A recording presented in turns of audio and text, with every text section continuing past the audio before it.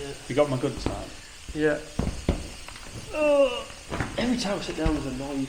What's Oh, I better deflating? turn the compressor off. I have done. Don't worry. Alright. No. So compressor off, welder off. Yeah. Space heater off Yeah. because it's cold. Baby's cold. It's not. In fairness, it's 4 degrees out there now. It was -2 this morning, so it's a cracking day outside. I don't doubt, but locked in here. Yeah. It can be doing what it likes outside. Yeah, it could be fair. You wouldn't want to be sat in the field like we were last time. Not today. No. No, true. It was cold enough in that field this morning. I better just move forward. So yeah. You happy? Yeah? Yeah, so back for another do. Indeed, You James. seem to be enjoying it, so we'll carry on. Yeah, but it makes days like this awkward because when we interact before we do this, we just about to start talking about something, and it's let me stop you there. Hold up Yeah, no, we'll save that. for later on. Yeah. Yes. So welcome to another 3-hour episode of nonsense because we haven't talked about anything so far today. So Yeah. got a load of stuff stored up. Yeah. So the first thing I want to talk about Yes, James. was congratulations. Indeed. And you have seen it. I was going to try and surprise you, but Lindsay's let me know that you've seen it. So congratulations to Mike and Vicky, my brother and sister-in-law, who this week had a baby boy, Hector Hudson. And so there's various reasons for wanting to talk about that, other than to say congratulations. But and I did ask if it was alright to talk about this. He was a different type of AI to what we were talking about last time. He was as we know it, artificial insemination in agriculture, but also known as IVF. He was an IVF baby.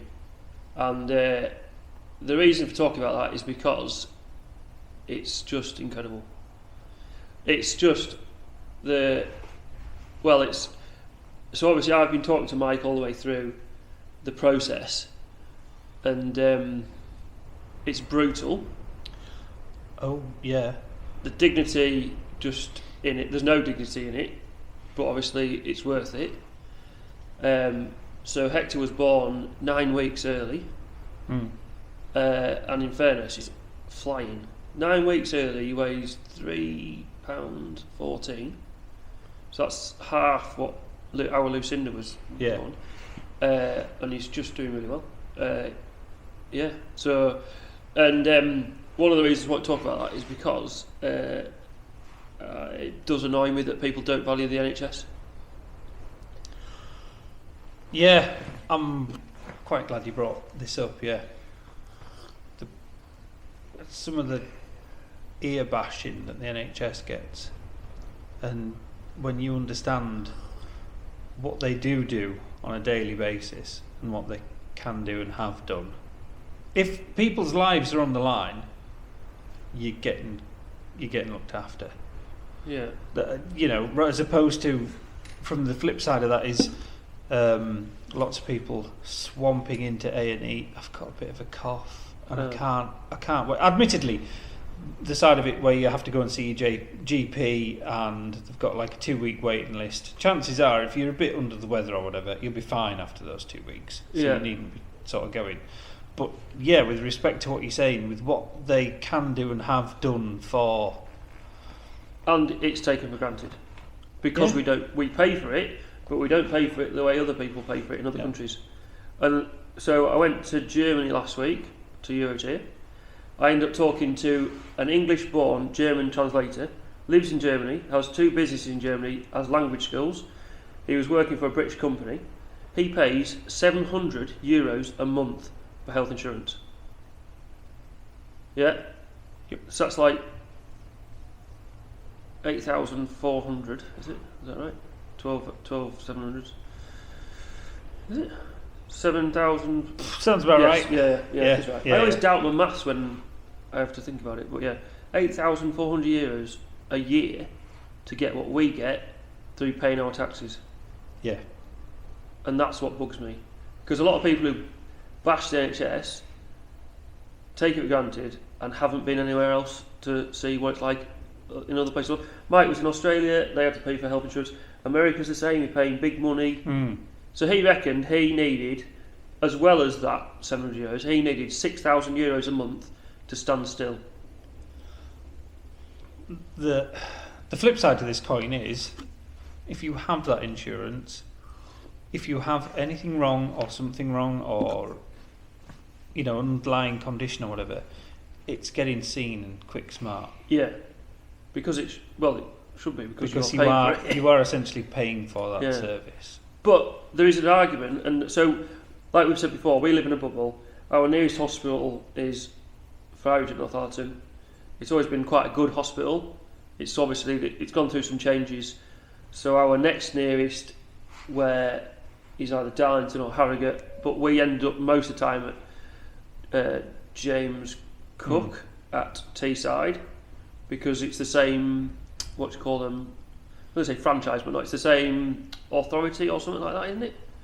Anyway, if you go to Northallerton, South Tees, if you go to Northallerton and they have to refer you, you end up at James Cook at Middlesbrough. Yes, that's right. So, and that's quite a way away. But again, we live in this bubble, whereas Mike and Vicky are down near Stafford.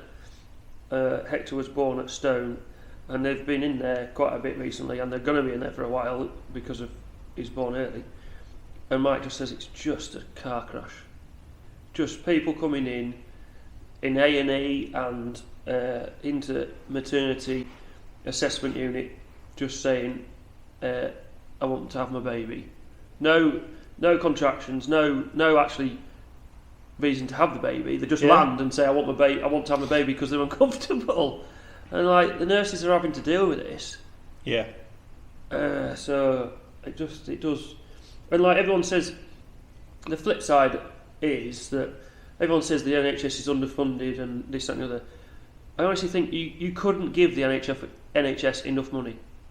You physically couldn't give it enough money, because unfortunately there's people who will make that money disappear in one way or another to no benefit of the people who use the NHS. Yes. Yeah, it is such a big organisation that a lot of stuff can just get lost in the bureaucracy. It just, I could be wrong, but I believe that, for instance, if a new product or whatever comes along, and even if it's not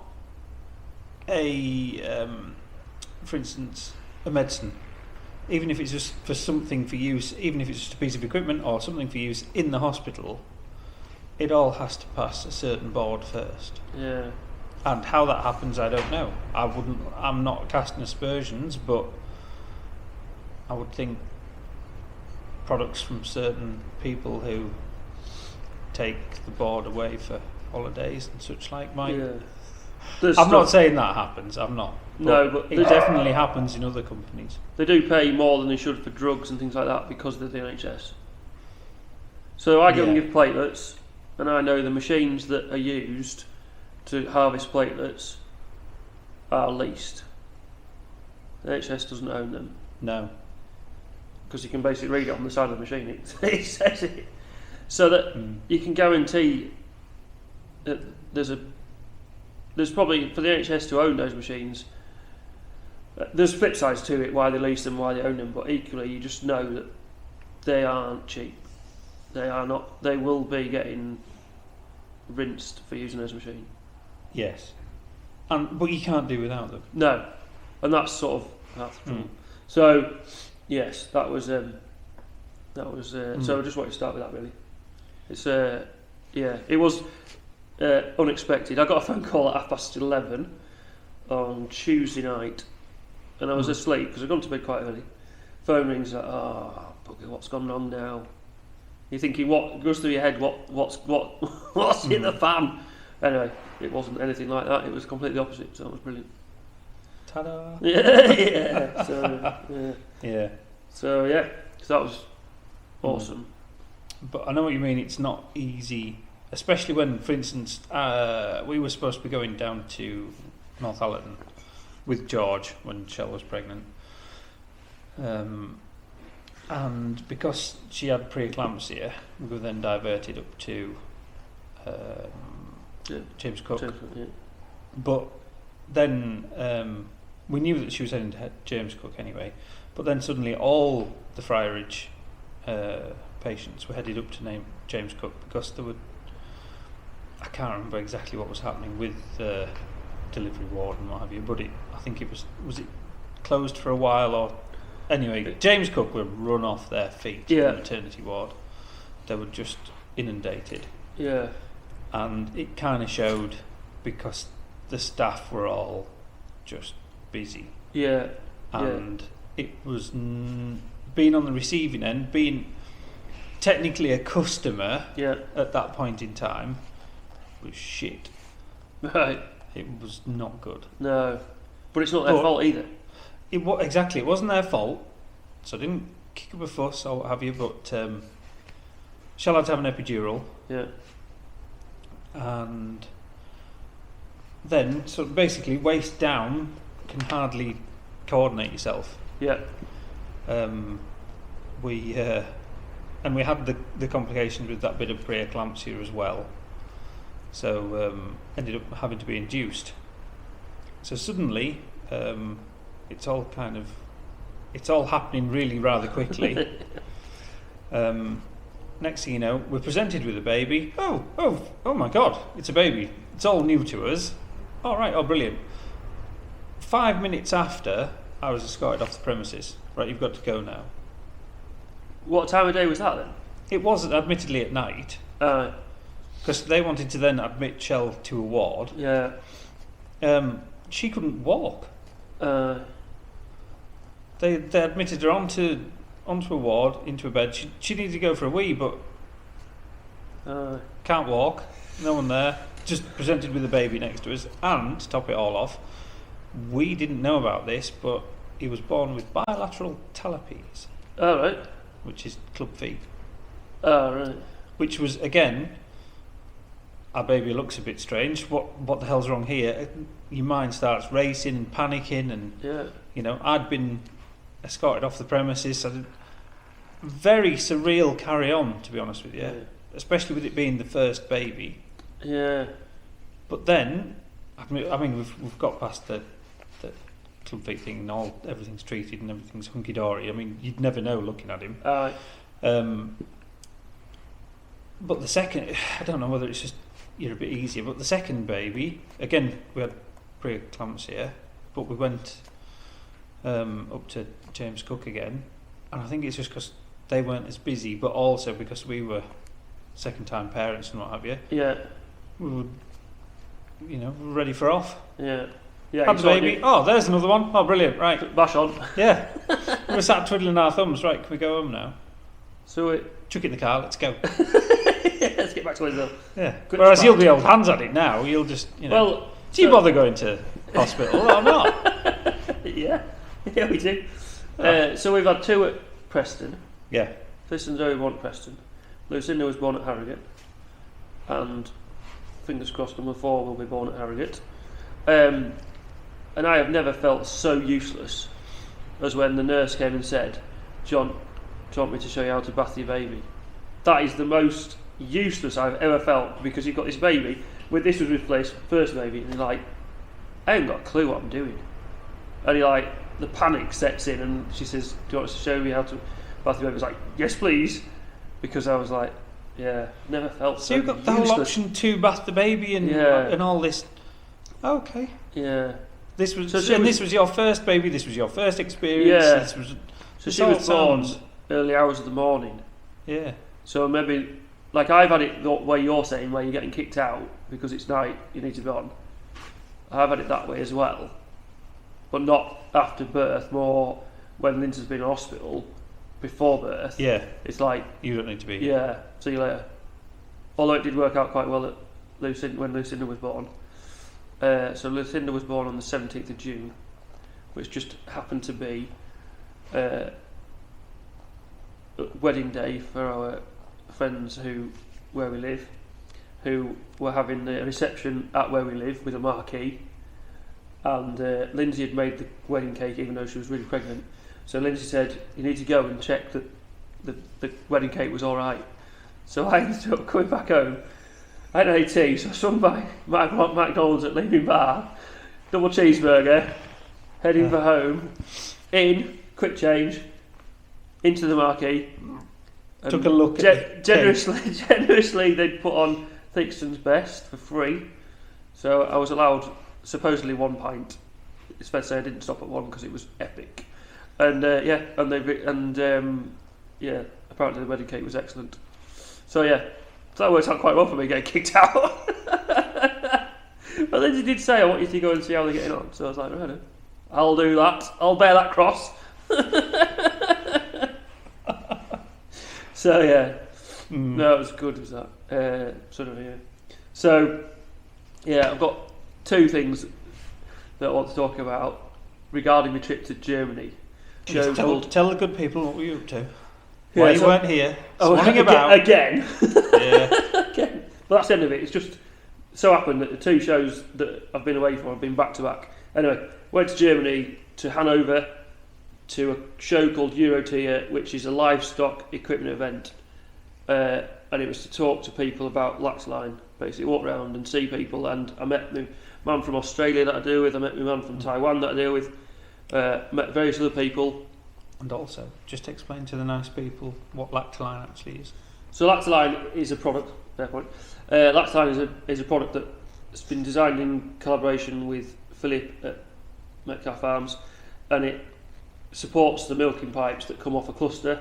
The reason being that the weight of a cluster isn't balanced on a cow, and by using Laxline, it then balances the weight, which then reduces mastitis, reduces line slip. It's a very simple product, and it's doing a really good job, and it's patented in the UK now, and we're on with other countries. It started in 2020, and it's just the same as anything new. It's just takes some getting going to get it out there. Like I said, we've sold some into Australia, sold some to Italy. That's full parlours worth. That's not just so we've sent like samples all over the world, but full parlours have gone to Australia and Italy. But anyway, so you were in Germany trying to hawk this stuff? Yes, basically. And I met some really good people. I had a right good time. In cities all over Europe now, seemingly these e-scooters are everywhere. Yeah, they're the thing to. So I was half an hour walk from where I was staying to where the exhibition was. Yeah, and I'd done the walk a couple of days, and you're doing a lot of walking around at the show, so you end up your feet are fairly tired. So on Uber, you can hire an e-scooter. It's the bottom option on, and so I went on there. The last day I was there, I thought, I'm going to use an e-scooter to get myself to exhibition. So went on, booked it. There was one like just across the street, tells you where it is. So you go and then you scan the QR code and you set off on it, and you're like a bit steady because you're getting your bearings, and like you have to sort of push off to get it going, and you press the trigger and you're like, this is good, and you get faster and faster. Then you take one hand off, think, no, don't do that. You end up on a speed wobble. You're like, right, no, we'll use both hands. And key to this is you set off and you put your phone back in your pocket and set off. You know where you're going, so you don't need a map. So buzz to where I'm meant to be, thinking, look at me, aren't I clever, aren't I cosmopolitan, thinking I'm brilliant. Get to where I'm meant to be, and what's doubly annoying about this is because whilst I was on my way there was a chap that I needed to speak to who was from New Zealand. But we didn't know when he was going to be there. I was waiting on a phone call from an English chap who was going to say, right, he's here, or come and see his man. Anyway, whilst I was on my way there, sure enough, phone rings. I stopped, said, yeah, right, he's here. Can you get here? Yeah, I'll be there in 25 minutes. Right. So there's me, bashing on, thinking, yeah, this is all going to plan. And then get to the sort of outskirts of the exhibition centre. There's two scooters parked there. Oh, right, I'll park mine here. Pull up. Put the stand down, get my phone out, can't park here. So, for whatever reason, I got the one scooter. So the scooters that are on Uber, there's only certain places you can park them. So then it's all red. So then you zoom out and you're like, really? So basically, I'll put the picture on the video. I ended up scootering all the way back to nearly where I started. to basically park it up, and you can't just leave it because you've got to like end your trip on the app and take a photo of it. So you couldn't just like abandon it. It was good. Anyway, 22 minutes, €4.05 to do, what was it, 2 and a bit miles, to and back, to then have to walk back, and then have to ring the man and say, look, I'm really sorry, but I knew, I said I was going to be there in 25 minutes, it's going to be about an hour. So yeah, so that was one. Education, learning lessons the hard way, as always.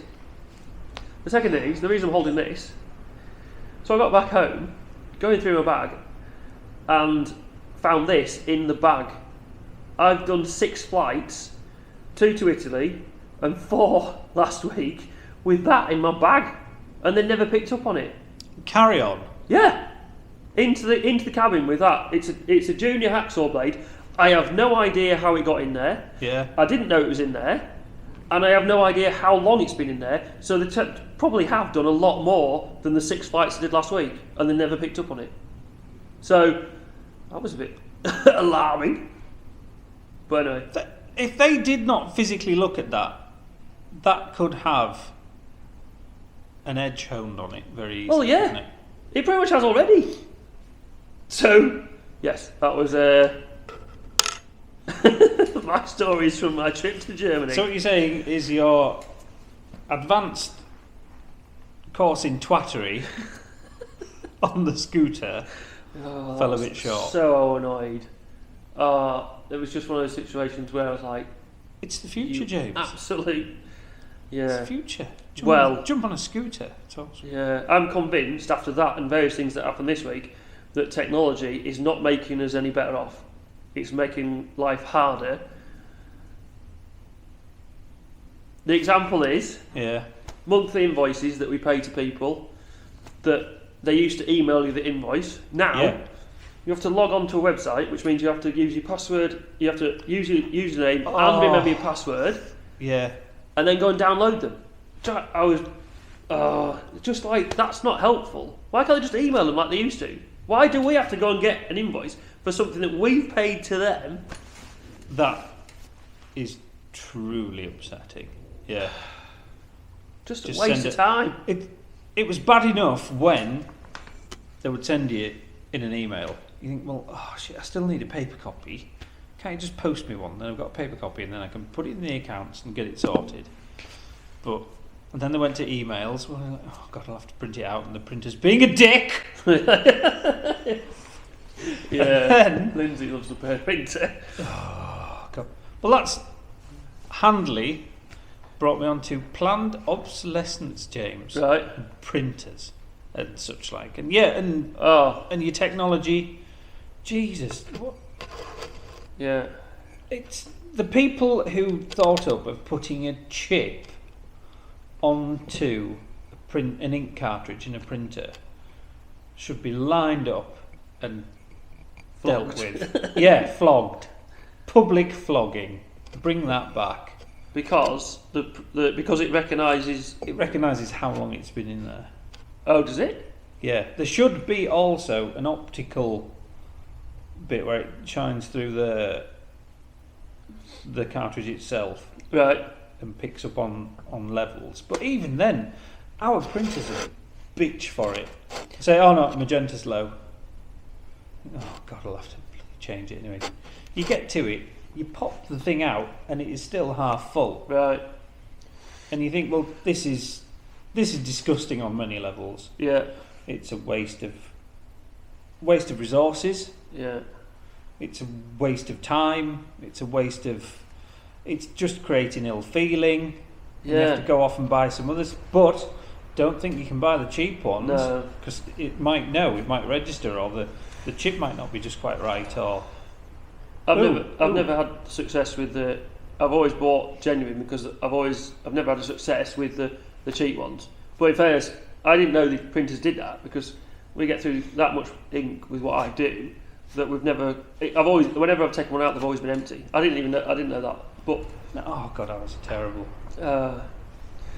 But I think vehicles have got planned obsolescence built into them. I think everything has, to be honest, because stuff is just built in such a way that it doesn't last. Well, unfortunately, it's that a lot of the time it's the electronics that are letting it down. Yeah. Like, for instance, my last laptop, it was still working. All I really needed it for was word processing. Yeah.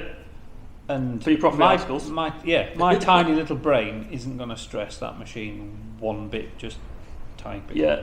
It's going to run a word processor all day long. Yeah. However, the operating system that was on there stopped being, what do they call it? Supported. Yeah. Yeah.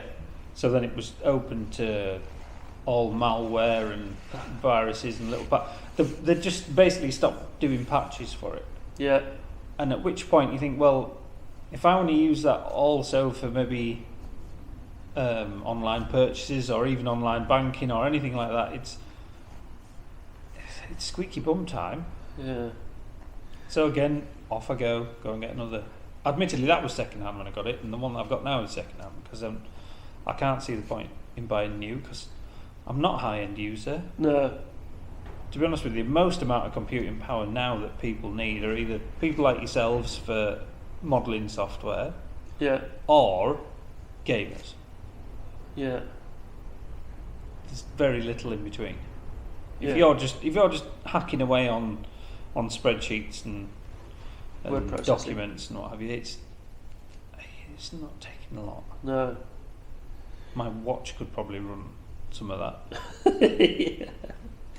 Yeah, but when you say about planned obsolescence, so entertainingly, yeah, phones. Although, well, they have been brought to task on that, haven't they? They've been fined. I don't know. I don't know if it makes any difference. A laughable amount. Well, yeah, but I'm getting my pickup back tomorrow. So my pickup broke down. I think it's 7 weeks ago now. Gearbox decided it didn't want to work, so it went to Rufus Car at Clitheroe where I bought it from, and in fairness they have been absolutely spot on. Cannot fault them one bit. They've lent me a pickup, which is ideal because it means I can still do my job, I can still tow a trailer, I can still do everything I need to do, so I appreciate that a lot. Basically, it's the reason it's been there so long is because they couldn't get a gearbox. They couldn't get a gearbox out of Ford. So now, just tell me, James, just to enlighten me. What could be the possible reasons for having a low supply of parts or struggling to get hold of certain parts? Well, because they're selling that many they can't keep up. Or I don't know, issues maybe. Maybe, yeah. Overcomplicated. Is that what you're getting at?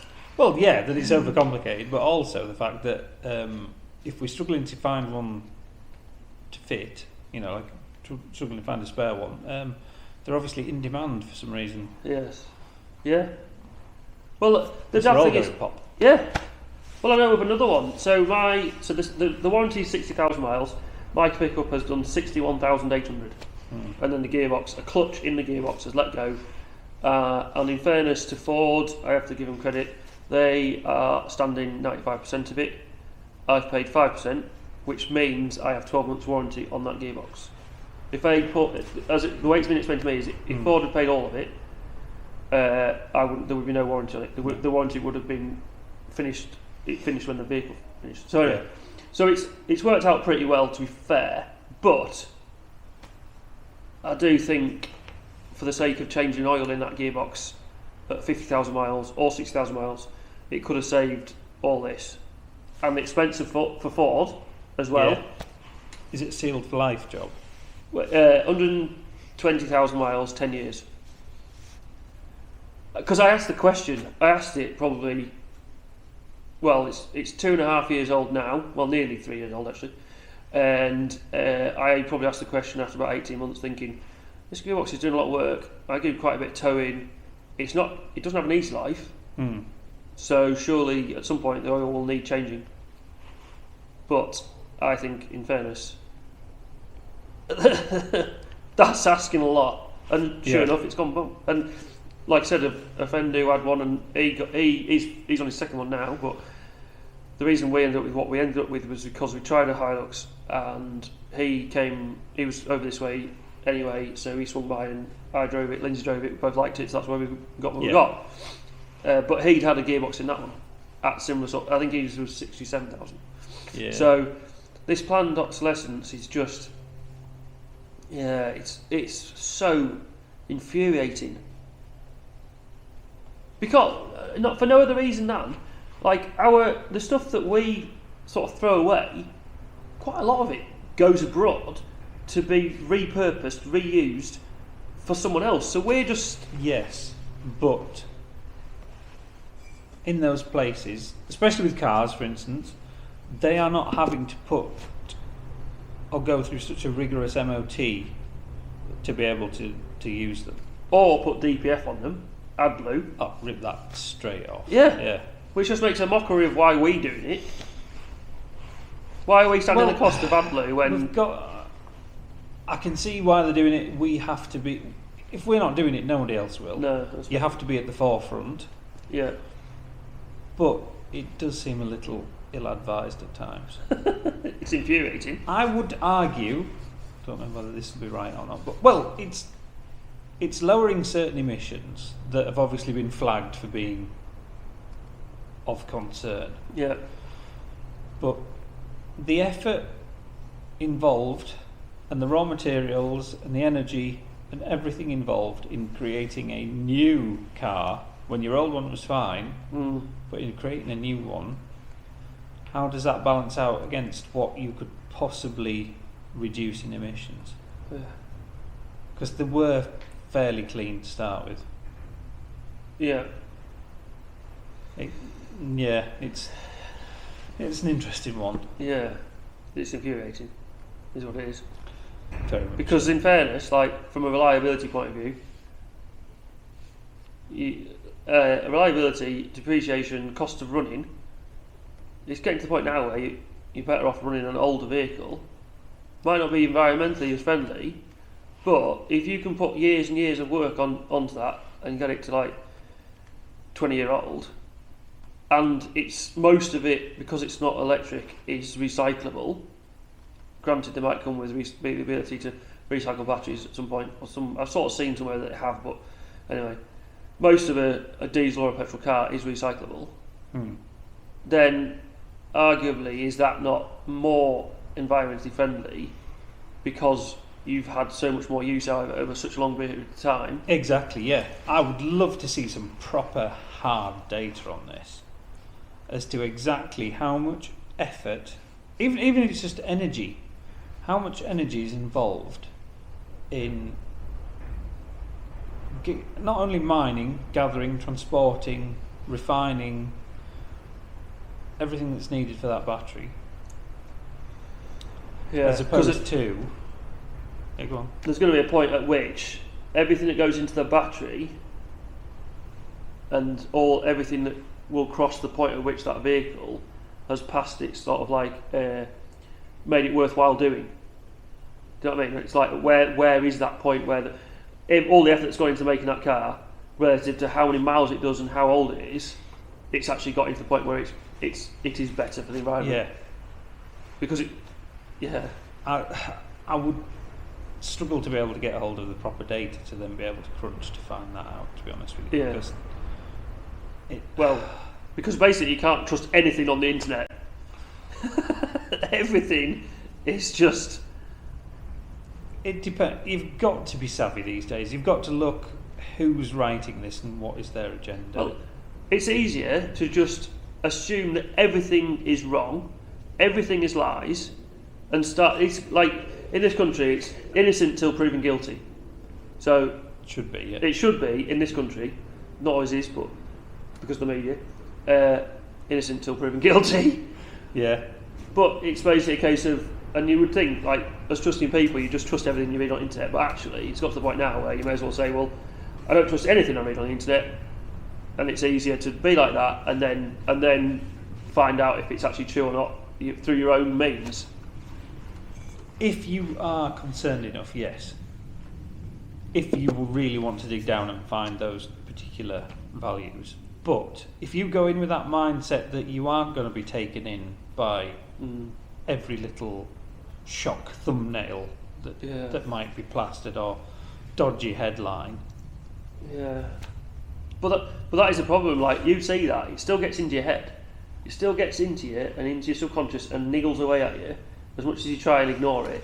Some of the stuff you see, and especially at the moment with everything that's going on with the farmer protests and a lot of stuff that's out there that you like, that's been plastered on, and someone's obviously got hold of a copy of Photoshop and done some fantastic graphics, and like you read it and you're like, well, I don't know whether that's true or not. Whether it agrees with what I think, or whether it's the opposite.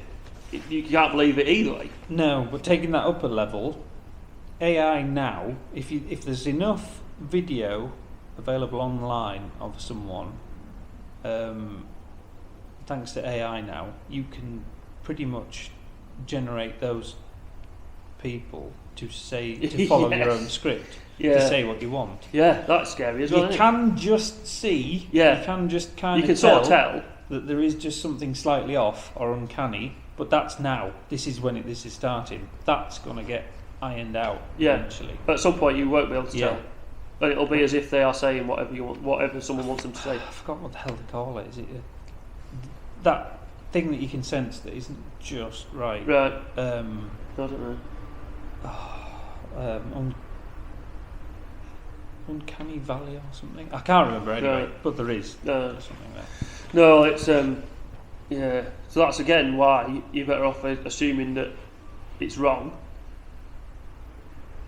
It's safer to assume that something's a lie than it is to assume it's your sort of natural instinct is to believe it, or at least go in sceptical.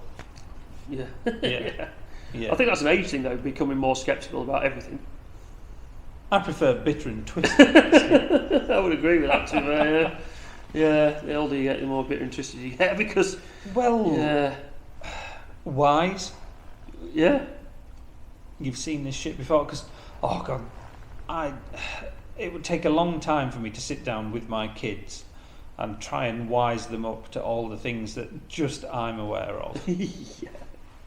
It does worry me to some extent. Yeah. Like for instance, George has his own phone. Yeah.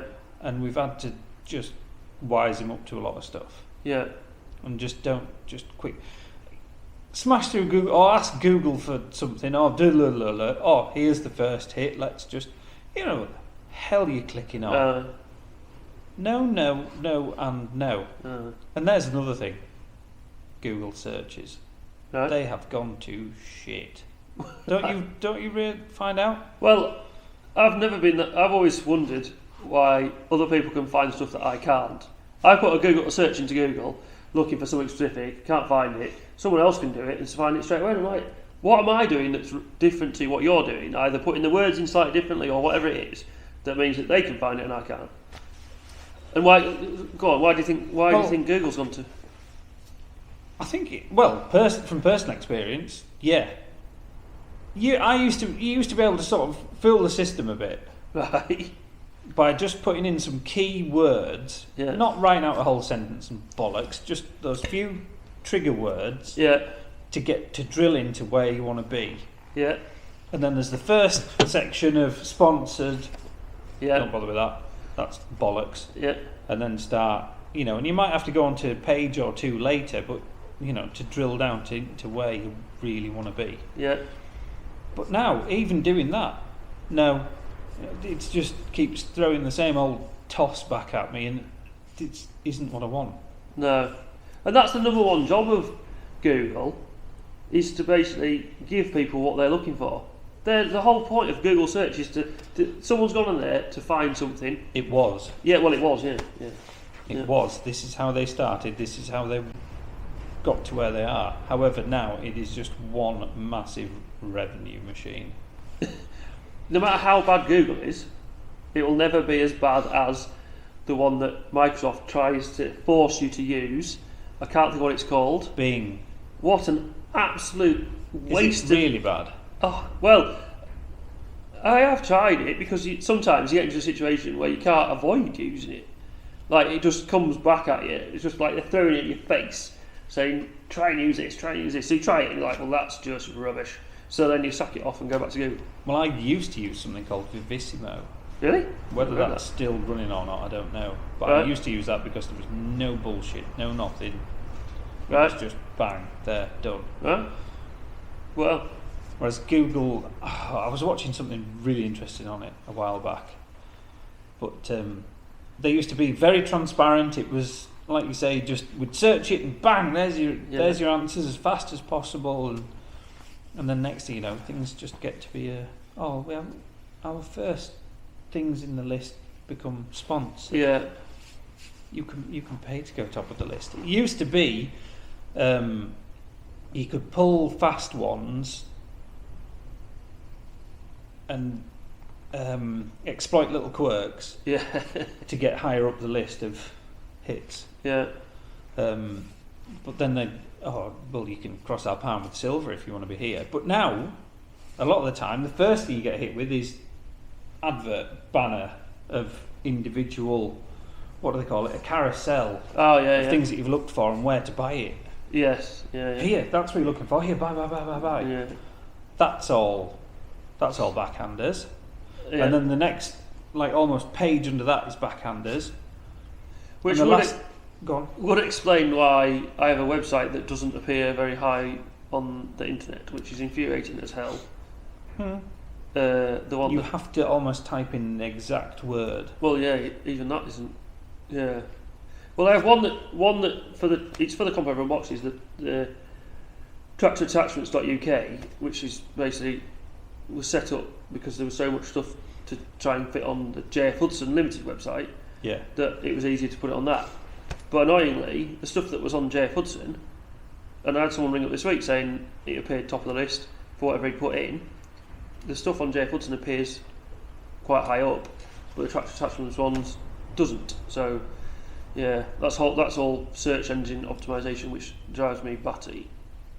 Well, again, it kind of used to be with all you have the right trigger words in, and it should work to and fro. But I would still think there's an easy way to skip any queue, and that's just pay the money. Yeah, there will be, and I'm too tight to do that. So, but I think that's because the people. I dare say it's gone from we want to have the best search engine in the world to now the data harvesting. Yeah, and they own everything. They own the lot. Yeah, they probably know more about you than you do. Yeah, it's scary what. Yeah. But then in some respects, this is what drives me batty. You know what I was saying about passwords? For my O2 mobile phone bill, I have to go onto the website, I have to put the password in, and inevitably fight with it because I can't remember it exactly. And Lindsay said, they try and generate those ones, don't they? There's the ones that, Apple will generate you a password, which is just, you have no hope of remembering. Yeah. So you would if you did use one of them, you'd have to copy it and put it somewhere else, which negates the whole point of having a password in the first place. So I need a hard copy of that. So you have 2 or 3 core passwords that you rely on, but inevitably you guess what you don't guess the right one for the first 3 attempts, and you're like, seriously, who is going to want to go onto my O2 account to get a copy of my invoice? Nobody. It's the same as my photos on my phone. They don't mean anything to anybody. They're pictures of my children, cows, tractors, milking parlours, farm machinery. So if someone looks at scooters left abandoned halfway across German cities. What the hell is this? What's this? What's up with this dog? Why has he got all this? It's specific to me. Nothing incriminating. No. See? No. Exactly. Well, someone hacked my phone and thought, yeah, we've got him.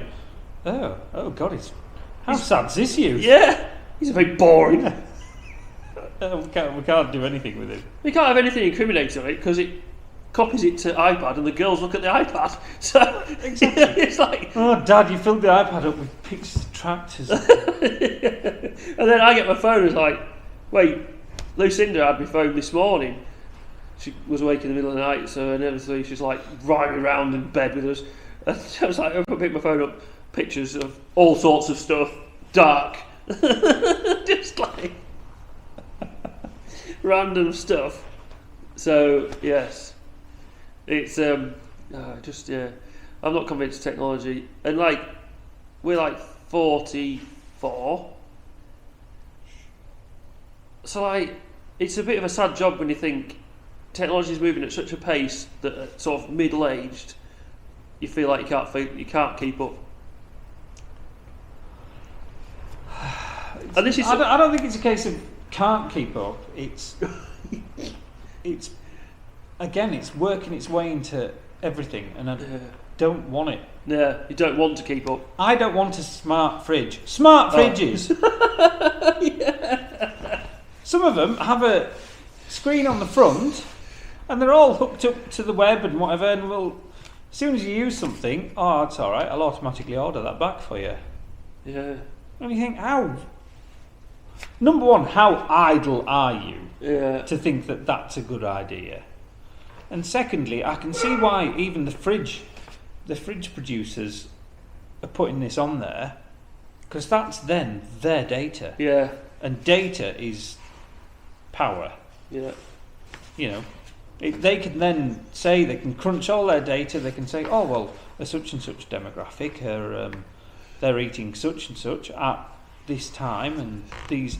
It's all knowledge. Yeah. It's all power. They can all, and then they can also start getting backhanders from the producers, as if to say, oh, I see you're out of this, but have you thought about trying this? Yeah. You know. And back to being cynical, they could also update the software in such a way that that fridge then decides to fault. Oh, undoubtedly, yeah. So like you've got so then you're like household utility, consumable white goods, whatever they call them, become, what did you call it? Obsolete. Yeah. What is it? No, Planned obsolescence. Yeah, planned obsolescence. Yeah, they're building in the fact that, and from their point of view, it means that they can plan, they can schedule they're in more control of production, because they know, well, that fridge is going to die then, so there's a fair chance. And bearing in mind that a lot of the white appliances are all branded differently, but they come out of the same factory. A lot do, yeah. So like, it doesn't matter what. It's just a different, slightly Bosch, different version. Point, all that lot. There was the same thing. So they get the sale one way or another, and if they don't get the sale, it's only going to be one or two other companies that might get it instead of them. So it's just, yeah. Dare we get on to the right to repair? I think that's a whole extra. Yeah, that is a topic. That's got real big in America, and rightly so. Yeah, we're not going to get into that now because it's just But I watched a video the other day about it, and so obviously our bit was about the ag bit of it, but it goes a whole lot further into all sorts of other sectors. I think we might have to do some research. Yeah, to sound a bit more informed than our normal level of boring. Well, true, it wouldn't be a bad idea, because I should have probably done a bit more research into this, but we can certainly say enough about our own experiences with it and how we've come up against even just phones and what have you. Suddenly, all of a sudden, the battery's gone west, or isn't holding charge. All right, it's not easy, but I'll crack into it. I'll bang another battery in. It's fiddly, but it's doable. Oh no, Apple does not recognise this. This isn't a proper battery. No, we don't. Oh no, don't recognise that. No. I didn't also know, but on the last one that I had, the home button, thumbprint detector in it as well. That's coded to the phone, because when I replaced the screen after smashing it. Oh no, that thumbprint doesn't work anymore because it was coded to the last screen. Amazing. So I've done the same. In fairness, I didn't in my last phone, my last phone did last about 3 years. The one before that, I'll have put 2, if not 3 screens into it, probably the same in batteries. I'm pretty sure I put a speaker into it, just because I could. I could you can, but the thing is as well, they've made it. You have to have very specific. It's not just a normal crosshead screw, is it? They're like quite specific. You have to get the special screwdrivers to be able to do it as well now. Well, it's a pentalobe. Right. They call I it. didn't know what it was. It's a 5 lobed Torx. Right. Because they also have the tri ones as well. And the 3 head. Yeah. Yeah. It's. And that's planned obsolescence, isn't it? That's sort of making things. There's no reason for them to be using those sort of. No, apart from they're just trying to guarantee that it's only themselves that can get back into them and perform. Because there is money to be made on this. Christ, I mean, the back of this screen the back of it is broken now, but because it's in there, it's out of sight, out of mind. It doesn't matter. But for the ones that I've had before this, and I've replaced stuff on there, what the hell it would have cost if I'd gone to an outlet? I haven't a clue. Yeah. What I would say is, in fairness, this did. So I've swapped my phone recently for various reasons. It was quietly dying. The speaker wasn't working. And I thought, I'll just have a look at this, swapping it. And bearing in mind it was 3 years old, Apple did a trade-in on it. And I was like cynical as hell. I was like, I'm not sure that I don't think this is going to work. I rung them up because I've got to the point now where I want to go and speak to somebody. And that was one thing that in Germany when we were there, I was there with someone else, and I said to him, like, one thing that will never change in the world is that people will always want to do business with people. Do you know what I mean? There will always be that I want to talk to somebody. If I'm going to do a deal, I want to deal with somebody. So that's where AI can't come in. Yeah. Like it wouldn't be entertaining if you had AI trying to negotiate with AI to work because that could be quite entertaining. Like trying to do a deal, and you've got one version of AI arguing with another or dealing, trying to do a deal. Anyway, getting off point. But so basically, I ended up ringing them up to check that it had what I wanted up at the Metro Centre at Newcastle, because we didn't want to trade it all the way up there and find they didn't have it. I ended up talking to a chap on the phone, and he said, "Have you got something to trade in?" I said, "Well, yes, but it is tired. It's not damaged." And he said, "Oh, well, what condition is it?" Like, well, that's a matter of opinion, isn't it? It's got surface scratches because it's a 3-year-old phone. And he says, "Oh, well, anyway, I took it up there, and they did all these tests on it, and 110 quid for a 3-year-old phone," which I thought, and I was still sceptical with it, but yeah, I've got my 110 quid off the cost of a new one. Now, granted, the cost of a new one's a lot more than I've ever paid for any phone ever, but there's various reasons for that.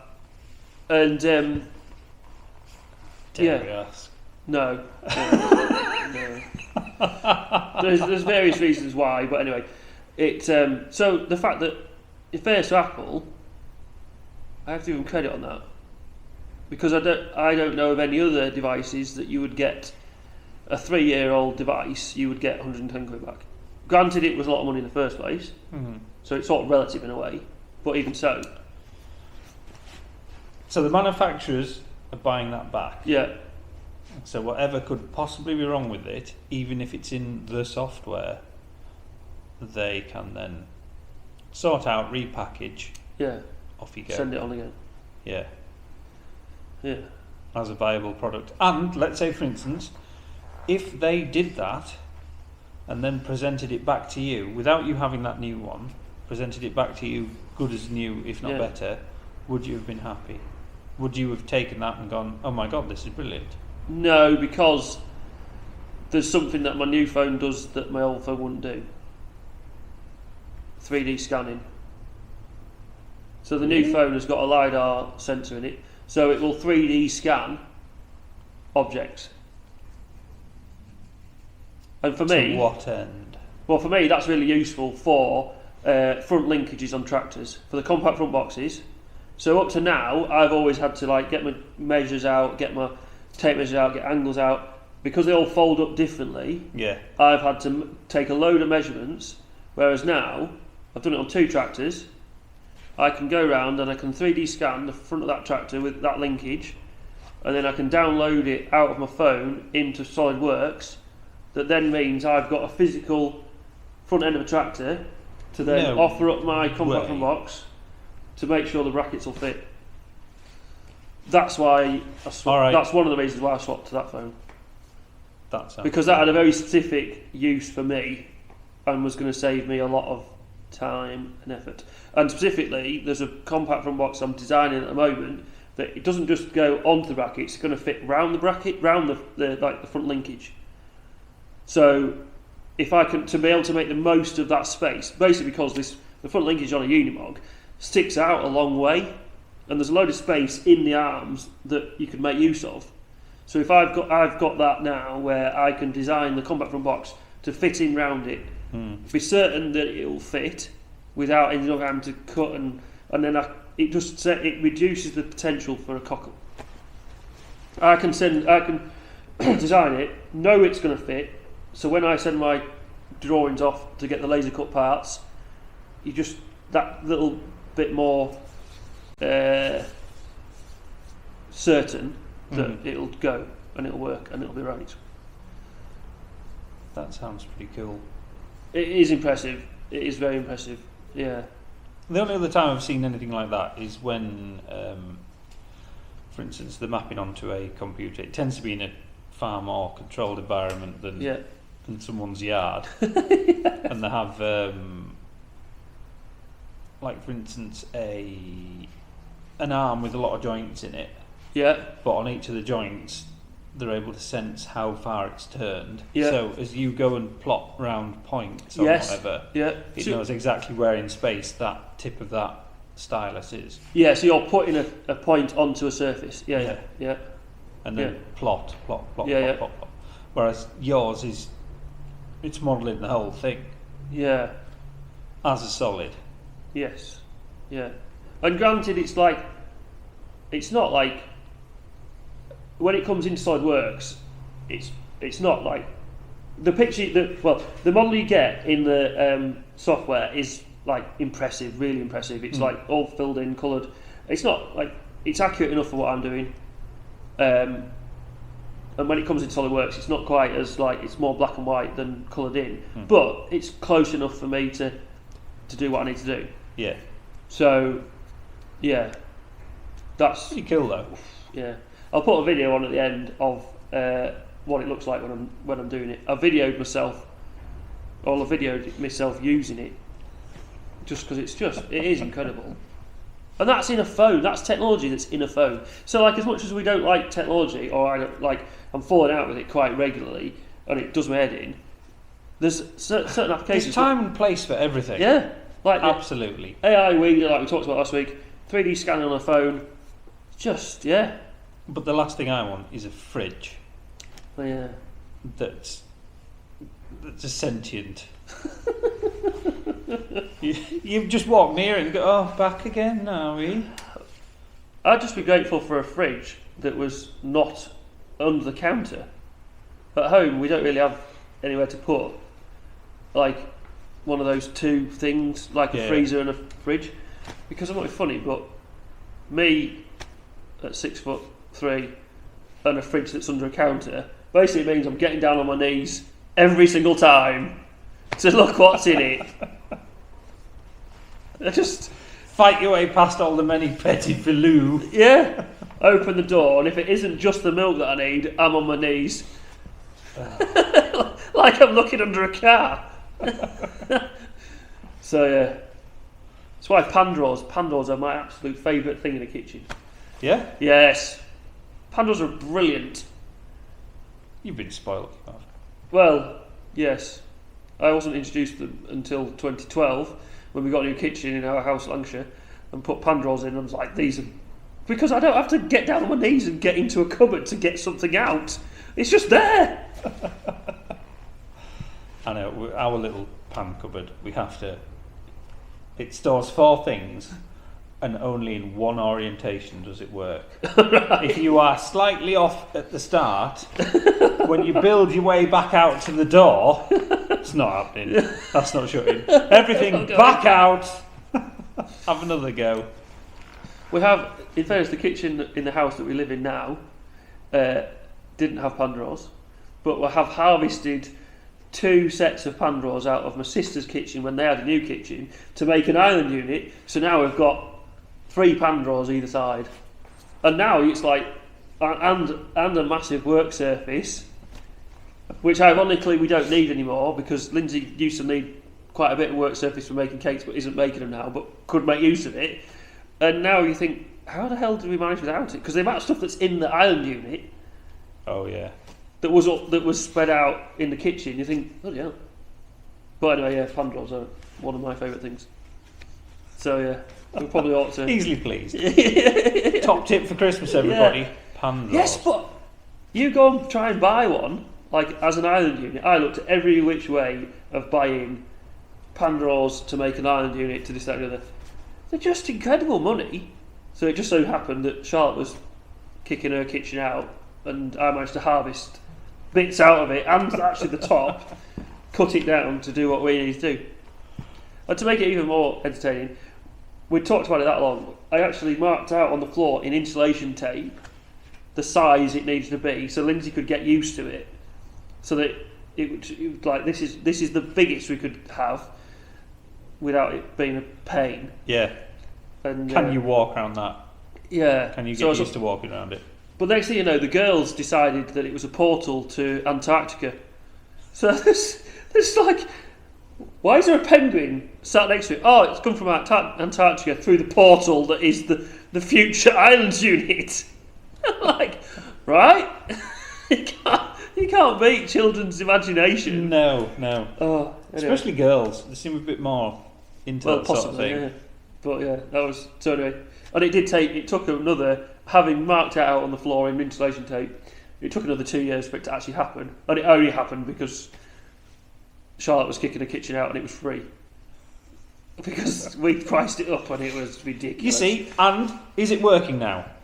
Yeah. Is it working well? Are you really happy you've done it? Yeah. You see, exactly. So what I'm basically saying is, especially when it comes to home improvements, they take time. Especially if they need doing well. You can't rush this shit, alright? The more you try and rush it, the more you chase it, the more it runs away. Lindsay would argue it isn't finished. And I can't really deny that it isn't finished because basically it needs 2 end boards putting on it. The top isn't screwed down. One edge has been cut with a circular saw, which was going really well until the masking tape caught, and then it started chipping away bits of the top, and it got a bit out of line. So it needs squaring up. It isn't finished, but so what you're saying is, we've got a part finished. You had so much fun in the making of it. You thought, no, I'll drag this out a little bit. I'll just let's not complete it all in one fell swoop, because then I'll have to get on to the next project. well, I did speak to a friend and say, look, we need to sort this out, and he said, yeah, right, well, when you're ready, give us a ring. And I haven't rung you yet, so yeah. Anyway, right. How many kids have you had since then? One, and another one in the offing. So yeah. Anyway, right, we better get on. Let's wrap this up. We've got stuff to do. Yeah. We're cold. We've got a trailer to service. We've been,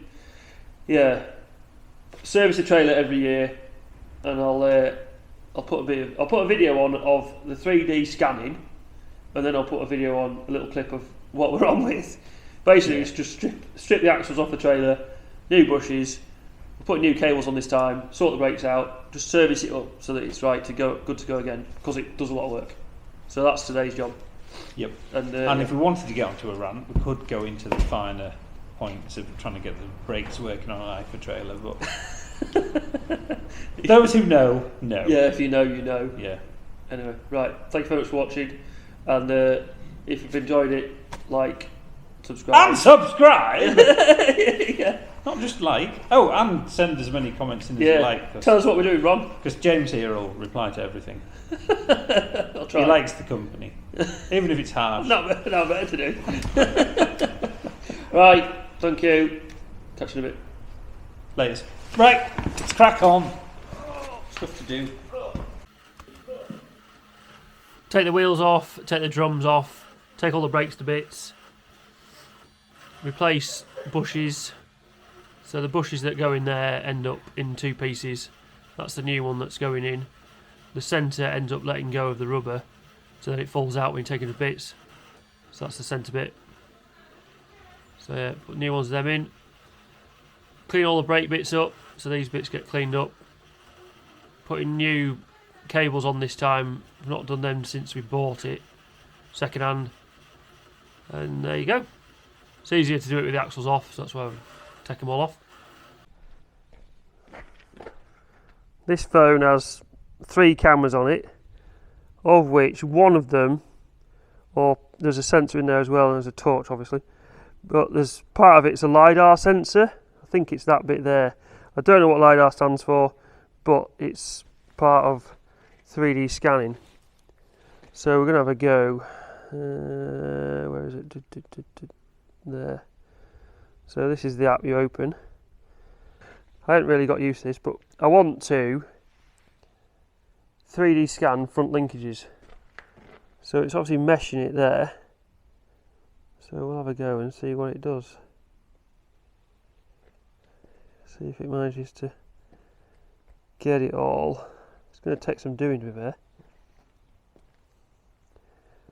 The reason for wanting to do this is because I want to, it would make designing brackets for the compact front boxes a lot easier, because the arms, because the front linkages all fold up differently. It can make getting the brackets right quite a challenge, and I really don't know if this is going to work. Although I've got the brackets right to suit this one,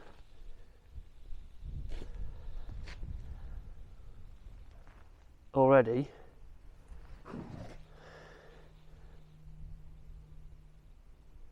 What we're doing, space, we'll do object, process. Let's see how it works that out. 2 minutes. Anyway, we'll come back to this, see how it goes. It's obviously working it out. I've already got the brackets to suit this one anyway, but I have another one to do that is quite complicated. And it's not complicated because the arms are complicated, it's complicated because I want to make use of space that's in between the arms and basically design the box so it fits into that space, so it's sort of recessed. And you'll, yeah, so we'll have a go and try and see if that helps do that job. Oh dear, need to keep it open while I'm processing it. Anyway, that's as far as it's got right now. So we'll see. So it hasn't even been 2 minutes yet, but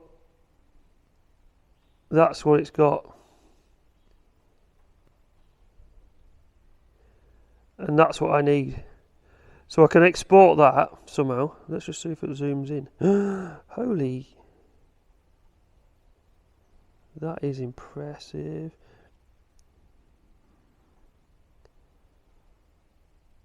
Oof. So what happens now? If I can export that as an STL, I think I can import that into SolidWorks. But I can't do that till later. So we'll come back to that. But that is impressive. Look at that. That is...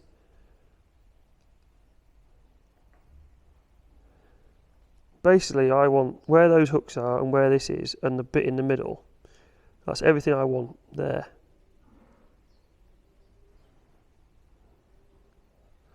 We'll see how we get on.